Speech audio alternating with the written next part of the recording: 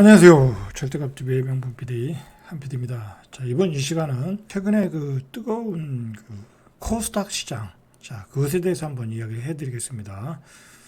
저는 부동산 유튜브지만 뭐 주식도 해요. 그러나 이제 이번 방송은 뭐 이 주식 시장의 뭐 전망 뭐 그런 거에 대해서 이야기하는 게 아니라 최근 그 주식 시장, 특히 코스닥 시장의 어떤 과열, 집단 광기, 자, 그런 부분에 대해서 염려가 되고 또 마침 신문에서 이제 좀 본격적으로 이야기를 다루기 시작했어요.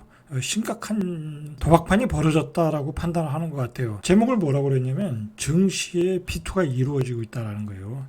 자, 제가 이 방송을 하는 목적은 뭐냐면 제 핵심 구독자들이 있을 거 아니에요. 자, 그분들이 또 주식을 안 하는데 또 혹 해서 또 주식시장에 또 뛰어들까봐 뭐 주식을 잘 하시는 분들은 알아서 잘 하시면 되는 거고, 혹시 나는 주식을 안 하는데 해서 또 이 집단 관계에 또 뛰어들까봐 자 염려가 돼서 최근에 어떤 금융시장, 주식시장 이상하게 돌아가는 또 이 뭐랄까 주택시장의 금리, 자 거기까지 한번 이야기를 좀 가능한 한 해볼게요. 어디서부터 이야기를 해야 될지 모르겠는데, 자 보시죠. 일단 금리 인상이 조금 멈췄어요. 그죠?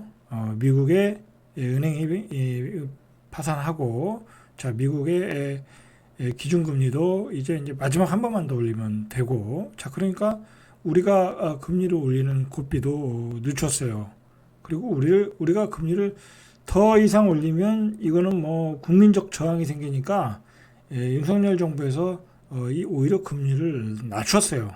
어떻게 낮췄는지는 제가 자세하게는 건 모르겠는데, 어쨌든 그 금융감독위원장의 어떤 메시지가 나오고, 자 그러면서 예대금리도 낮아지고 뭐 한 6%까지 가던 금리가 한 3 후반대 낮춰지니까 이건 매력이 없어지는 거야. 자, 그 매력이 없어지니까 마치 코스닥 시장이 뜨거우니까 그 돈이 홀랑 코스닥 시장으로 갔다라는 거야.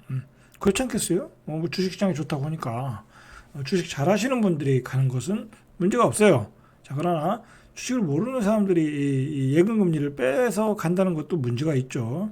여러분 3점 후반대도 적은 금리 아니에요. 그죠? 내가 상가를 사도 어떤 부동산 상품을 사도 3점 후반대에서 나오는 거 쉽지 않아요. 적지 않은 금리인데 또 욕심을 부리고 있더라는 거야. 자, 그런 상황이라는 거예요. 자, 그렇다고 하면은 정부가 금리를 인위적으로 낮췄다는 얘기는 돈을 풀었다는 얘기잖아요. 그죠? 돈을 풀었다는 얘기야, 시중에. 그럴 수 있어요. 자, 잠깐만 이거 보시죠. 자, 이게 한국은행 경제 통계 시스템에 나오는 시장의 금리 상황이에요. 자, 보시면은 한국은행 기준금리는 3.5%예요. 자, CD 금리는 한 3.53%. 자, 국고채 3.24. 회사채도 작년 11월에 비해서 굉장히 낮아졌어요. 그때 막 7%가 넘었죠. 그 뭐 국채 한전의 국채가 5년이었으니까 그때 사신 분이 원업이죠. 회사채 수익률도 4.49. 예금금리, 수신금리가 3.54. 그러니까 지금 우리가 예금을 해도 3.54밖에 못 받고, 자 은행에서 우리가 주택 담보로 받을 때는 5.3이에요. 많이 낮아진 거죠. 많이 낮아졌어요.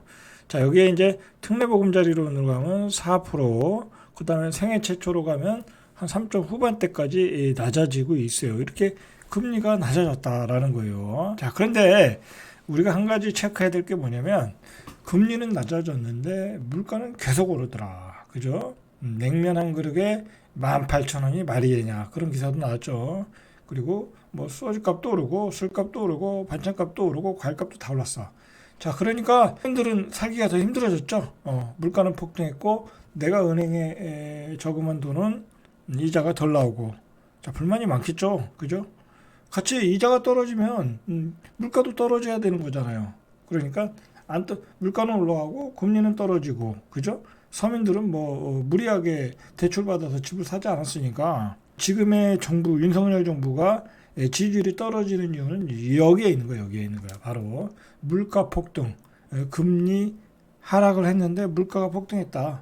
당연히 지지율이 떨어질 수밖에 없는 거예요. 이건 정치 얘기를 떠나서 제가 윤석열 정부의 지지율이 떨어지고 다음 총선에서도 조금 힘들다라는 얘기가 나오는 배경엔 바로 이런 배경이 있어요. 사람들이 자기가 사 먹는 물가에 대해서 많은 비용을 지불해야 된다.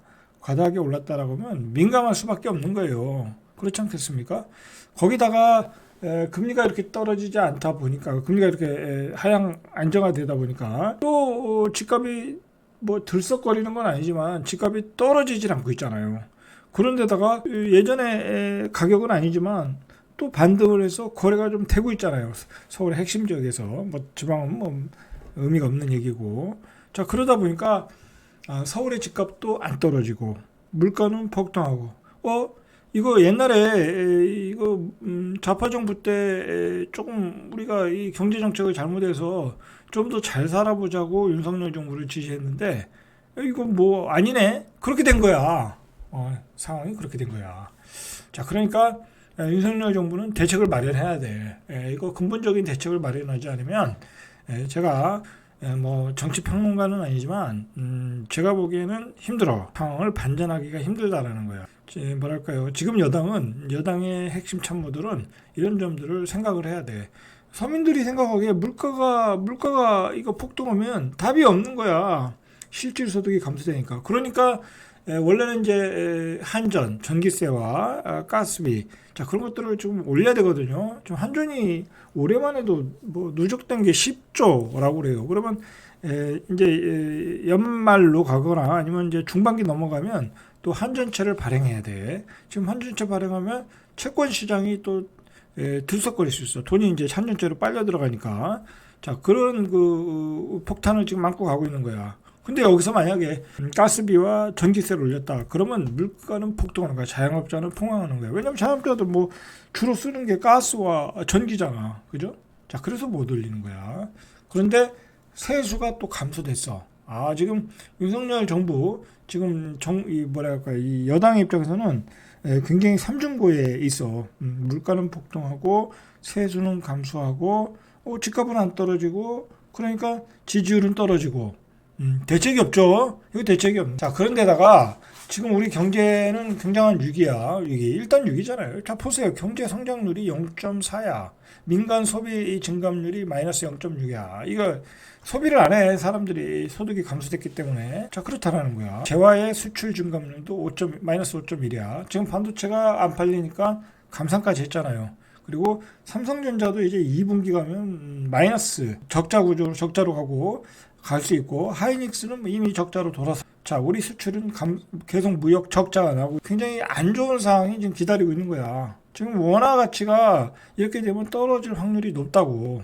자, 그런 것까지 우리가 생각을 해야 된다라는 거예요. 자, 오늘 얘기하는 것은 이 위험한 도박판이 뜨거워지고 있다라는 얘기야. 지금 금리가 떨어지고 코스닥 시장이 뜨거워지니까 이 돈들이 이 코스닥 시장에 들어가고 있다라는 거예요. 그래서 19조 원, 아직은 19조 원 아니면 19조 원에 육박할 정도로 돈들이 들어왔다라는 거예요. 7개월 만에 최고로.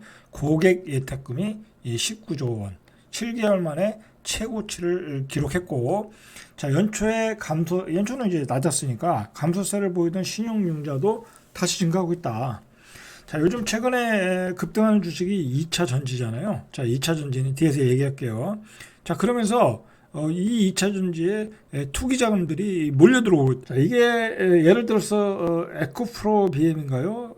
에코프로 BM 2만 원, 4만 원 정도 하는 것 같은데 얼마 전에 뭐 40만 원이었는데 그때도 고점이었거든요. 그냥 계속 올리는 거야. 여러분, 사람의 심리가 그래요.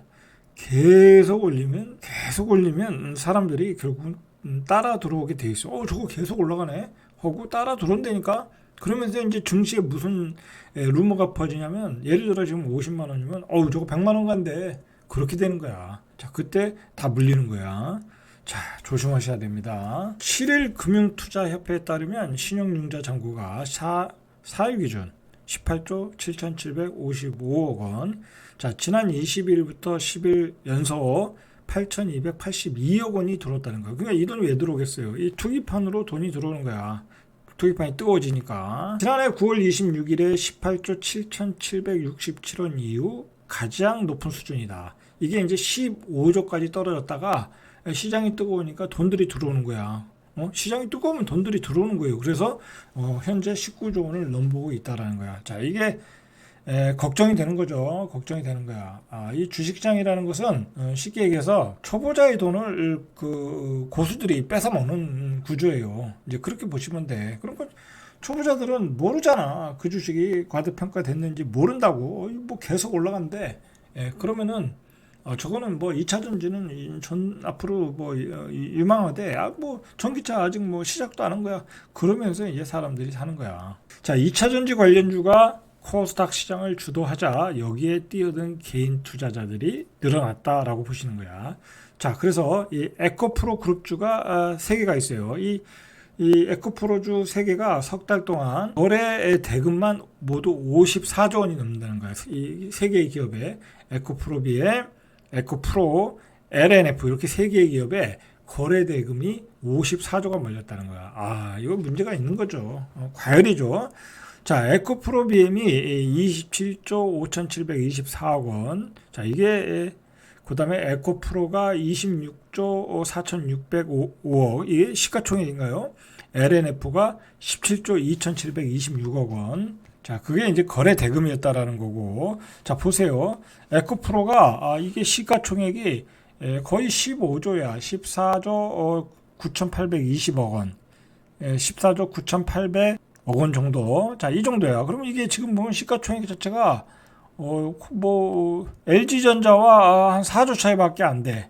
에코프로와 LG전자와 비교를 할 수가 없는 거죠. 그죠? 자, 이제 시가총액이 이렇게 거품이 꼈다라는 얘기예요. 이러한 원인은 역시 5% 가던 그 예금금리가 3%로 떨어지니까 돈들이 증시로 몰려오더라라는 거예요. 지금 이 돈들이 부동산으로 갈 수는 없잖아요. 그죠? 뭐 집을 늘릴 수가 없는 구조잖아요. 그죠? 세금 문제 때문에. 그리고 지금 가격도 뭐 거품이 끼었고. 자, 그러다 보니까 돈이 갈 데가 없으니까 금하고 증시로 몰리고 있다라는 거야. 그러니까 이게 사람들이 욕심이야.